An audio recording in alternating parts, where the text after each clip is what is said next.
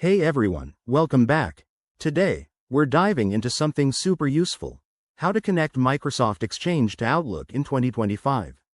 Whether you're setting up a new work email or troubleshooting an existing one, this step-by-step guide will get you up and running in no time. Microsoft Exchange is a powerful tool for managing emails, calendars, and contacts, and integrating it with Outlook makes everything seamless and secure.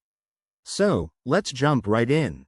First things first, make sure you have the latest version of Outlook installed on your device. If not, head over to the Microsoft Store or download it from the official website. Once that's done, open Outlook and look for the File tab in the top left corner. Click on it, and then select Add Account from the drop-down menu. This is where the magic begins. Next, you'll see an option to add a new email account. Choose Microsoft Exchange from the list of account types. Now, enter your Exchange email address, that's usually your work email, and hit Next. Outlook will prompt you to sign in with your Microsoft credentials. Type in your password, and if your organization uses two-factor authentication, you'll need to approve the login on your phone or another device. After authentication, Outlook might ask for additional server details.